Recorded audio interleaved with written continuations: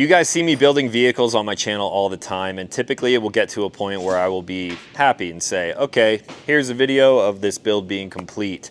I've learned that over the years, I only ever classify my vehicles as being 99% complete because there's always room for one more mod, one more improvement, a little bit more functionality. Today we're taking my Storyteller build, which is complete to 99%, and we're gonna push it another 0.1% further.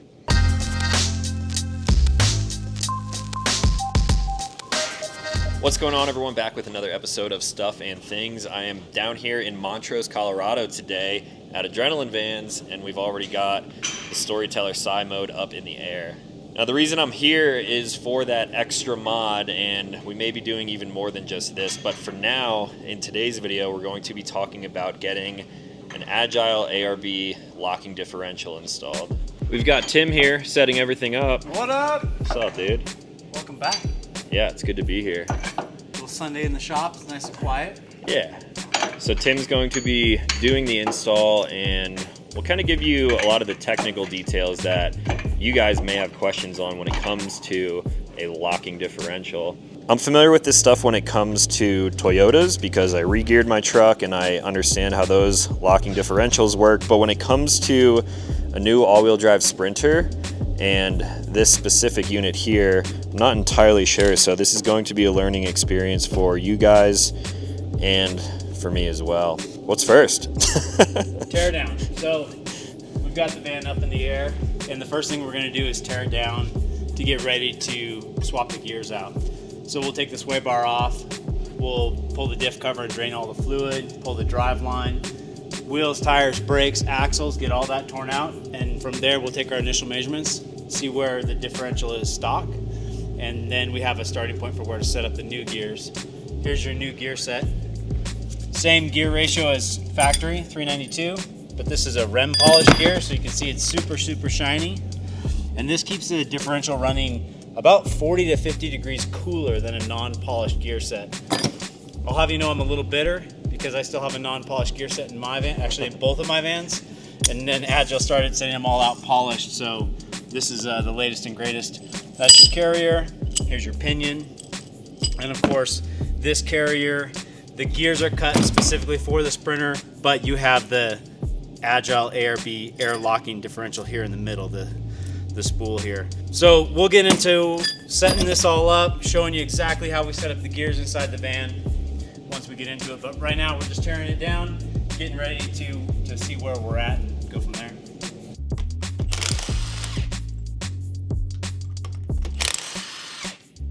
Now, one of the things that Tim actually mentioned is that the breather tube for differential, which was previously on this little nub right here, it runs up to the frame and it just stops there. So we're actually going to be extending that. Right there is the stock position.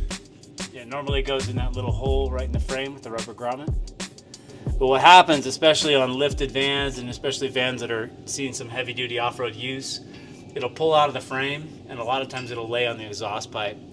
And then it'll melt, seal off the end of the hose so your differential is actually not breathing like it should.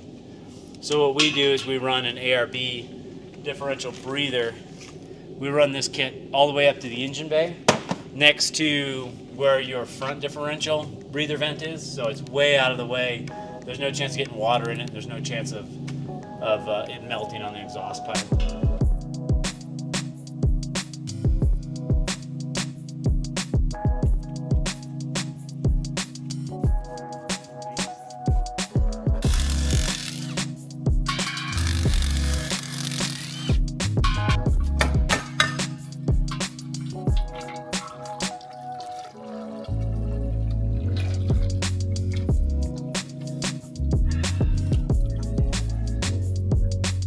So teardown has begun. Let's talk about why get a rear locking differential and what benefit does it have on an all-wheel drive, because it's kind of new. Going from a four-wheel drive to all-wheel drive, it's a little bit different. Right. So on the Sprinter, the big difference that you get with all-wheel drive versus four-wheel drive is a transfer case that splits the output 50-50. On the four-wheel drives, if you had it engaged in four-wheel drive, about 30% of your driving force would go to the front wheels, 70% to the rear. So on a 4-wheel drive, having a locker, what a locker does is it puts both axles, it locks them together, so both rear wheels will spin at the same time. Normally, if your differential is open like a factory differential is, you'll have one wheel being driven. If it starts to slip, Mercedes will apply the brakes to that wheel, and then it'll put the load onto the other wheel, which would then put the drive on the other wheel, which hopefully you would have traction and move you forward. But what happens is in mud or snow or low traction situations, if both wheels are spinning, Mercedes will basically not apply power to the rear. So what a locker does is allow you to lock both axles together so that even though your wheels are spinning, the van sees wheel speed at both rear wheels and allows you to continue to drive forward.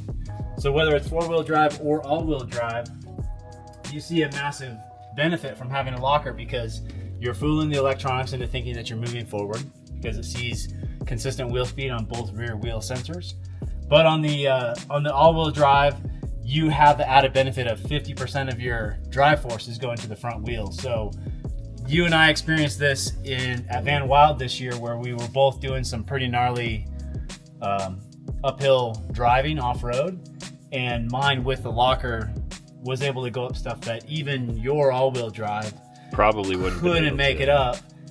Just because both axles are driving, it allows you to keep the power to the ground, keep them spinning, and make it up stuff.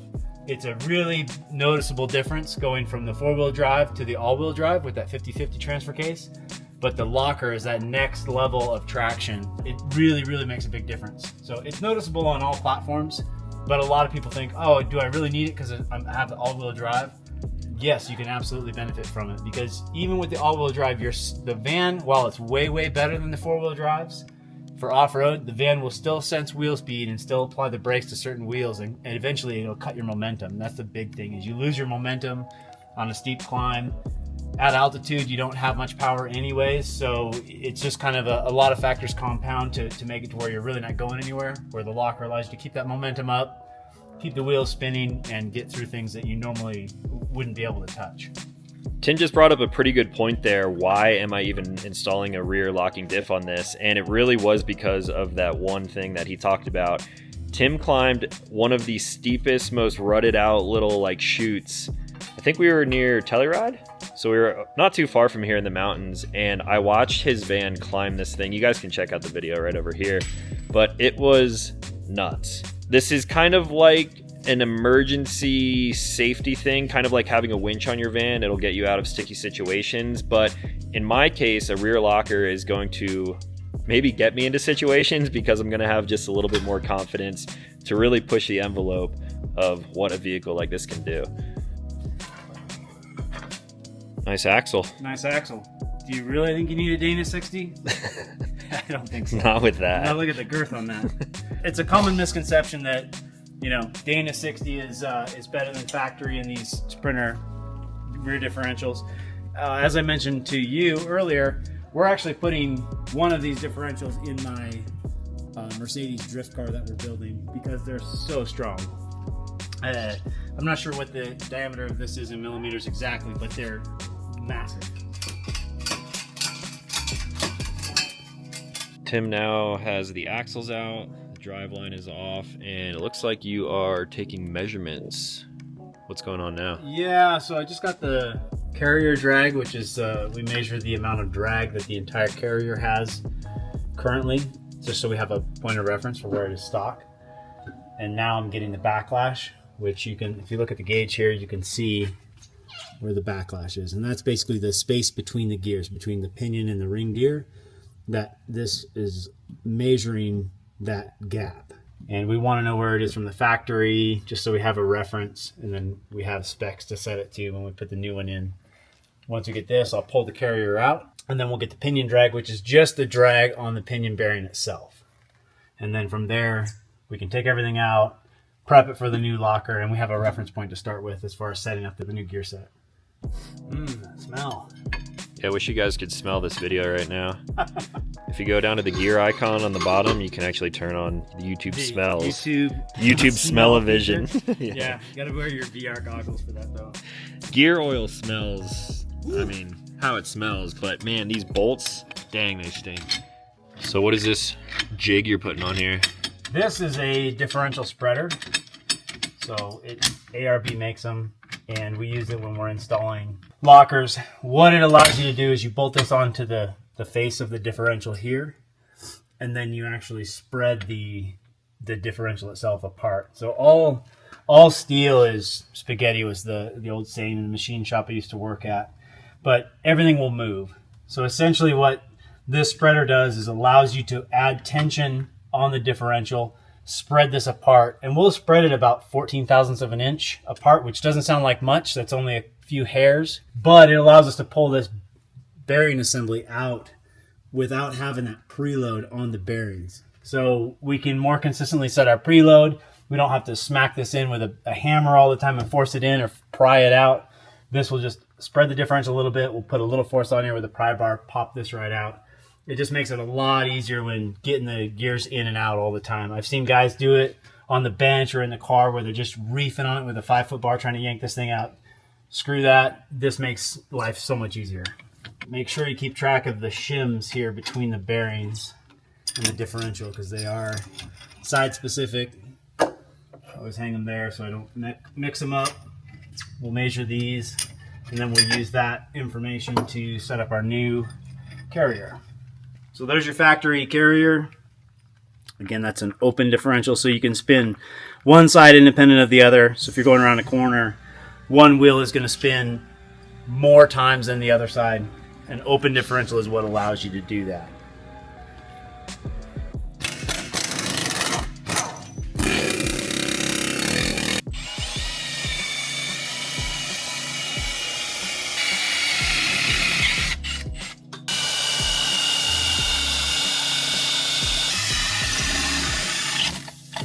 So you got the carrier out, you got the pinion shim and the other shims out.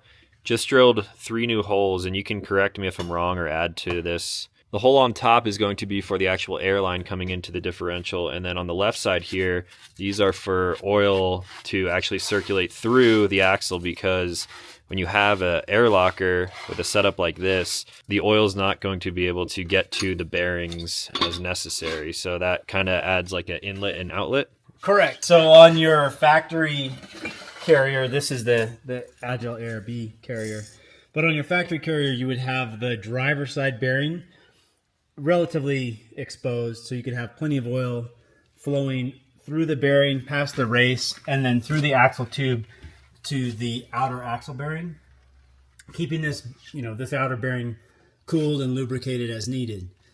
In the case of the air locker, we run an air collar on the driver's side of the carrier. So this collar will get 2 square O-rings in here, and it slides over that shaft and seals there. So you can see that it really seals off that side of the carrier bearing and the race. So there's just not a lot of oil flow there like normal. So what we do is we add these 2 holes to the differential, and you can see how thick this housing is, super burly. Yeah. But we add those 2 holes. That allows oil as your differential spinning, that carrier splashing oil through here, and it keeps this axle tube full of fluid, so you have plenty of cooling and lubrication on this end. This is a return hole, so it allows fluid to come back, so that you're protecting this bearing, you're protecting the driver's side carrier bearing, and ensuring that everything's lubricated properly. If you don't run those holes, things can get a little hot, and you can have some damage to the bearing. So this is just a standard practice for preventing damage.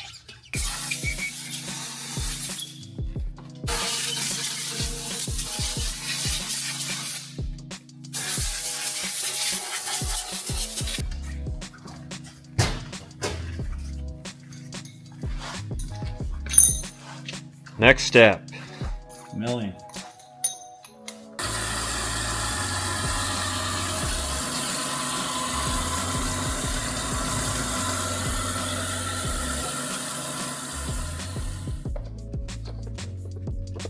It is now reassembly time. So we're getting the shims in place for the pinion. This is where a lot of measurement comes into play too, which is why Tim took all of those measurements originally. You have some specialty tools to set everything in place. Yeah.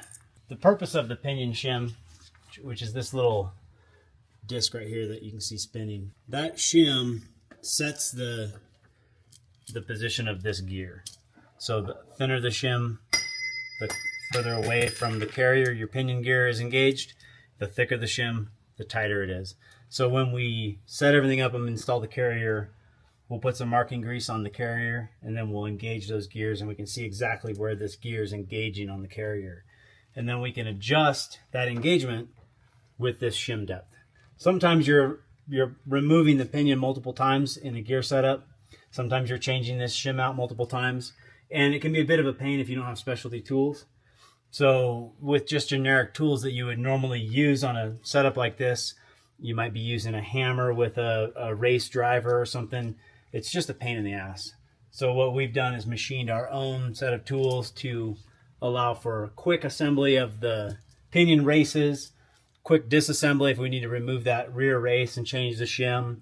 We can change the shim without even removing the front race or seal, so I don't have to wreck a seal every time that I'm changing out the shim. So we save a lot of time that way with the proper tools.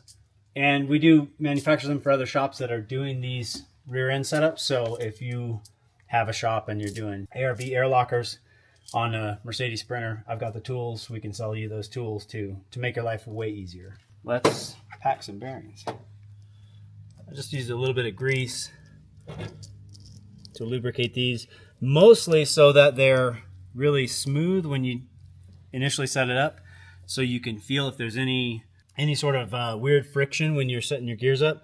Now, most people will use a gear oil, but I find that gear oil tends to make a big mess when you're pouring it over the gears because it's not that thick. So I just use a little bit of grease, and then it allows me to, have peace of mind that my bearings are lubricated when I initially start the van up, but also feel that smoothness as I'm feeling my pinion and my carrier drag. And then what we'll do is, once we do the final assembly of this thing, we put fluid in the differential and close everything up. Before I go drive the van, we'll actually start the van on the lift, put it in gear, and let it idle in drive and in reverse to really splash that oil around, lubricate all the bearings in the differential and the axles, make sure everything's fully lubricated before we go out, put it under load on the road, and break it in.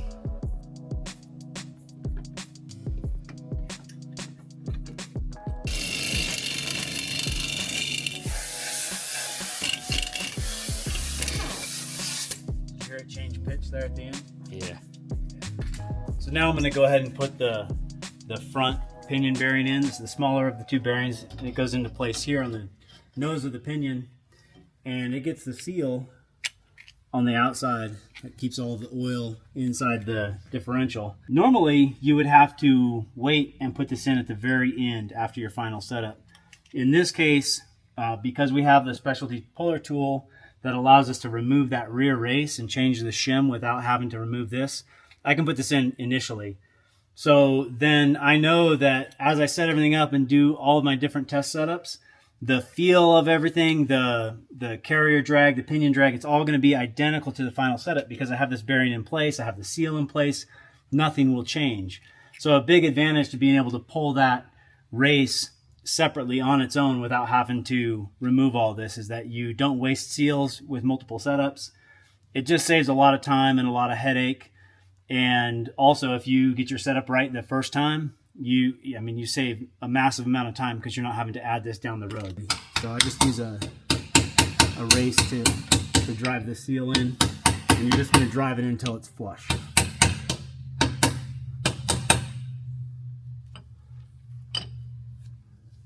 There you go.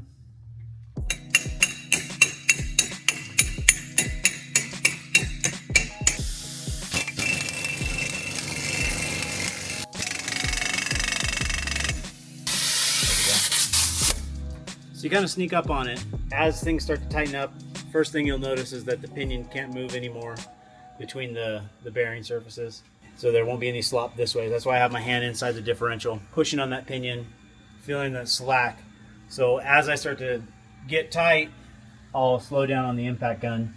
Then once you get to where there's no slack, you want to set your actual preload with the crush sleeve. So now the tension that's on this pinion currently is being held there in place with the crush sleeve. So I'll measure this pinion drag, this preload, it needs to be in a specified range. So we'll measure that, record that, and then we can begin setting up the carrier as well.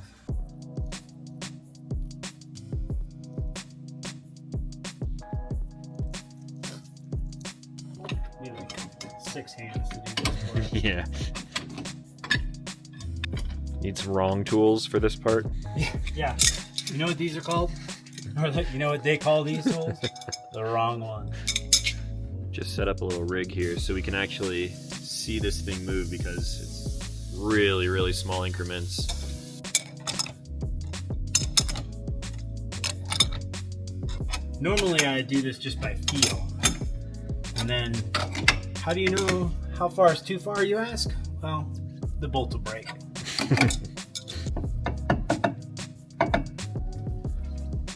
You can see that with it spread, I was able to get it in by hand most of the way. I'll just do a couple little taps with the dead blow to seat it in the braces. That's it.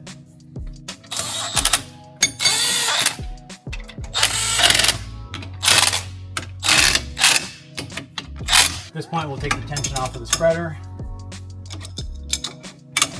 When you're taking all of your measurements for your backlash and your carrier drag, setting your torque on the cap bolts, you don't want any tension on it, because the differential squeezing in against the bearings, that measurement between the carrier and the differential is called float. So you want to measure that correctly. You want that float to be where it's actually going to be at final setup when you go to torque all this stuff. You don't want it to be, spread apart, torque your caps, and then have it try to relax against the caps that are already torqued. You want everything to just relax on its own. Exactly 5 thousandths backlash, which is right in the range. They say to paint, 2 or 3 teeth, I think. Screw that. I like to paint the whole damn thing. But you want to put enough grease on there that it leaves a good imprint. What we found is that these REM polished gears, they're so smooth that your grease transfer is kind of minimal. So sometimes it's a little harder to get a super good pattern, because it's just so slippery. The grease kind of just stays in place. It doesn't come off as well. So you're basically simulating drive and coast conditions. Yeah, you can see it's pretty hard to see the actual pattern. There's very little grease removal because the gears on the pinion are so smooth that the grease doesn't want to transfer over. So what we'll do here is run that carrier around. I'll add some tension to it. We'll run it around with a drill. It's very important that you use a drill, not an impact gun of any sort when you're doing this.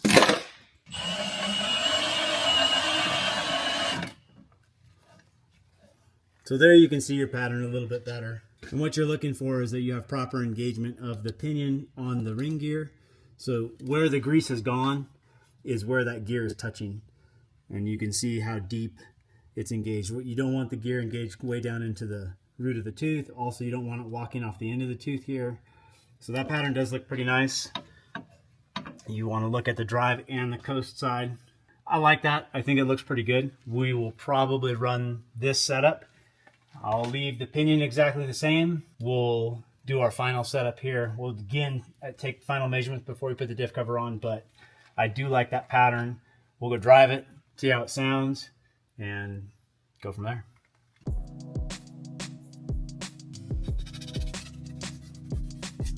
I've had the differential experts tell me, why do you spread that gasket material around? It doesn't matter, it's just going to squish out anyways.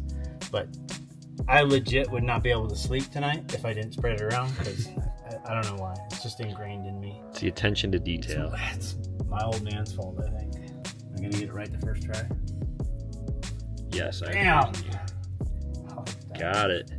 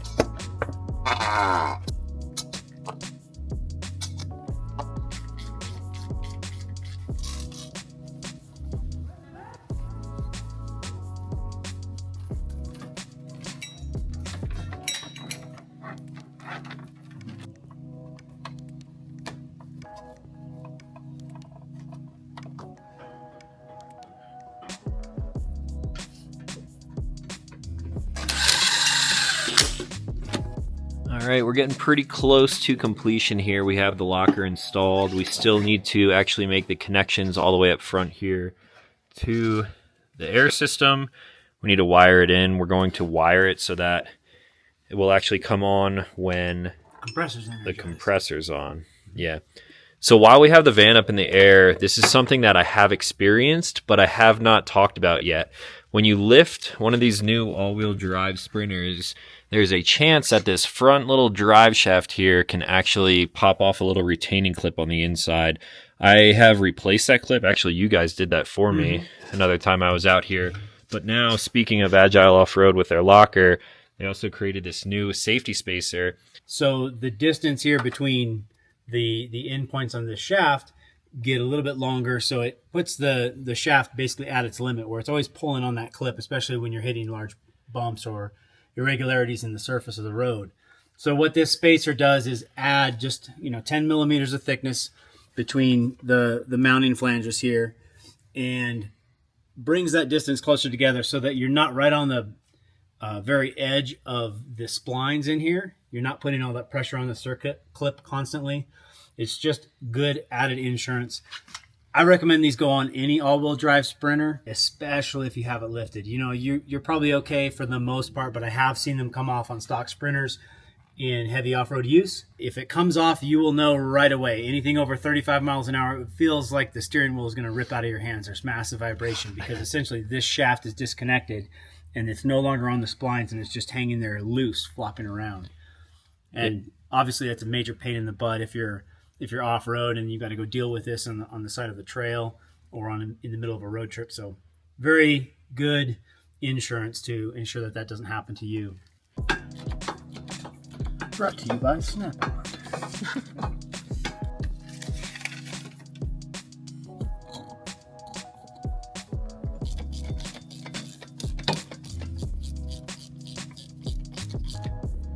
All right, we're coming down. Install went pretty smooth. Now it's time for a test ride, but it's dark outside. So because of that, we're gonna do this kind of off camera. Hopefully it's uneventful. We're gonna go do a little heat cycle, and then once we come back, we'll wire everything, get the hose dialed in, and maybe test it out. All right, guys, I'm back. It's a few days later, and we are almost ready to really test out this locker. So after that last night, we did go out for a test ride. We did a heat cycle, and the install of this Agile ARB locking differential could not have gone any smoother. There was essentially no noise coming from back there, which is exactly what you're looking for. That means things are kind of lining up perfectly. And when we got back from a full heat cycle, we tested the temperature of that rear differential, and it was significantly lower than stock because of those polished components on the inside. That next morning, Will was able to hop on the van. He ran the air line and the power. The power is now pulling a signal from my ARB compressor. So let me show you guys how this stuff works. Let's actually turn on the van to start. So when looking at the dash right down here next to my master power switch, which comes on the Storyteller, that's where I decided to run this switch. Now if we come up here to my dash, this is where I'm able to turn on my air compressor. If you guys have not seen this before, I talked about it in a previous video, but essentially I'm using a Garmin power switch, and this app has a CarPlay app. So as long as your phone is connected to the vehicle, you can get access to all of your controls on here. Backlights, ditch lights, camp lights, whatever you have wired up. So I tap that to turn the air compressor on, and now down here, you're not going to be able to really hear anything, but if I tap this, you can definitely hear the compressor engage, and now that means that my rear wheels are locked together with that new locking differential. Again, I don't think you're going to be able to hear this, but if I turn it off, you can vaguely hear the pressure release, and that of course unlocks it back to an open differential. And although this video was pretty technically packed, it's pretty simple overall. Now, the reason that I mentioned that I am almost ready for testing is because there is a break-in period with any kind of like gears and a new differential like this. So we did a heat cycle, we did some test drives, and then I have already driven all the way back home to the Denver area. So I have about another 150 miles of break-in miles. We're talking heat cycles and more miles. That way all of the gear components in there, the pinion and the carrier, all that stuff can seat together properly. Once everything is seated the way that it should be, then I will come out here and drain the diff oil, refill it with some new fluid to get rid of any particles that might be floating around in there, and then we will really be able to put this rear locking diff to the test. Now, I personally want to travel quite a lot in the van testing out this rear locker over the next couple of months because it is winter time. There's going to be a lot of snow out there. The locker will probably help me in some situations there, but I really want to get onto some gnarlier trails where my tires might be coming off of the ground. So over the next couple of weeks, couple of months, you guys will of course see the van on the channel at some point, and I'm going to be kind of testing this stuff out, collecting all of my thoughts, collecting any data that may come up, and then in the future I'm going to bring you guys a full dedicated review of what I think about this product, and then I'll give you guys some tips and tricks in that video as well. I'll hopefully be able to answer any more questions that you guys have about the Agile ARB rear locking differential. That is going to be all for today. If you guys like this tech talk video, let me know in the comments down below. We also did a few more mods while I was at Adrenaline Vans, and you guys will see that stuff in the next video. So huge thank you to Agile for being a partner on this video. And huge thanks to Adrenaline Vans for getting me in the shop, working on the van, giving us all the technical information that a lot of people like myself and hopefully some of you guys out there are curious about. It's not every day that you get to see the ins and outs of installs like this, so hopefully you guys enjoyed this. If you did, leave a like on it, leave a comment down below, and if you're new to the channel, consider clicking subscribe because I make new videos every single week. As always, thank you for watching. I'll talk to you in the next one.